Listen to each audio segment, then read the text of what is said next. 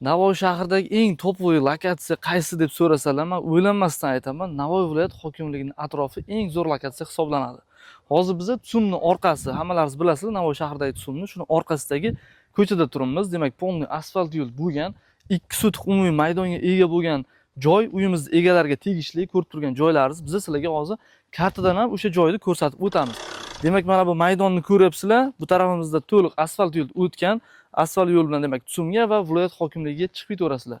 Bu yerda ko'pgina odamlar o'sha qurilish qilgan, o'rab olgan o'zining hududini.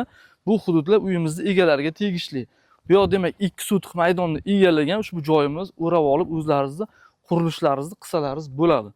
Xo'p, demak bu tarafdan yo'lagimiz bo'ylab biz uyimizga qarab boramiz. Bu tarafdan yana 2 xonalik uyimiz ham bor. Bu yoqda bemalol o'zlaringizni qurilishlaringizni qilsalaringiz bo'ladi. O'rab olgan holatda bu taraflarni ko'ryapsizlar, o'sha odamlar o'zini uyini tashqi taraflarini polni o'rab olganda o'zini demak qurilishlarini qilgan holatda o'sha yerlardan unumli foydalangan.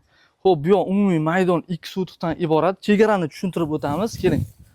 Mana bu ikkita oynani ko'rib turibsizlar. Mana shu ikkita oynani o'rtasidan uyimizning egalariga tegishli bo'lgan chegara o'tgan. Mana shu taraf uyimizning egalariga tegishli.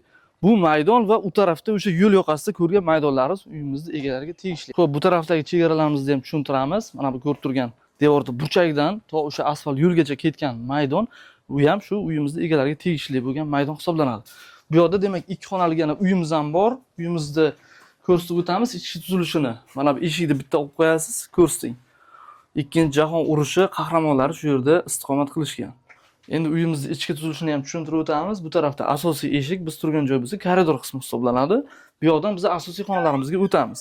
Uzun koridor bo'ylab kelganimizda bu tarafda bitta xona, ya'ni yotoqxona qilib ishlatadilar uyimiz egalari. Bu tarafda bo'lsa asosiy katta mehmonxonamiz bor. Bu yoqda oshxona joylashgan, bu yoqda bo'lsa demak yuvinish xonasi. Uyimizning remontiga e'tibor bermaysizlar, endi ozgina remont talab holatda Ikkinchi jahon urushi qahramonlari ushbu uyda istiqomat qilganlar.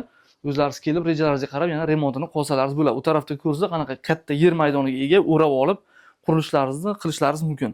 Bu yoqdagi demak mebel texnikalar uyimizning egalari olib ketadilar. Bo'sh holatda uyimiz topshiriladi. Uyimizning narxi 540 millionga baholandi. Ustida kelib savdolashsalaringiz barakasiga o'tib beriladigan joyi bor. Ipoteka ham bo'ladi. Batafsil ma'lumot uchun sizlarga pastda raqam qoldiramiz. Bemalol bizga bog'lanib, ushbu uyni kelib ko'rib, ustida baraka qilsalaringiz bo'ladi. Navoiy uy baraka kanaliga obuna bo'linglar, chunki shunaqa har xil antiqa variantlarni biz faqatgina sizlarga ilinamiz.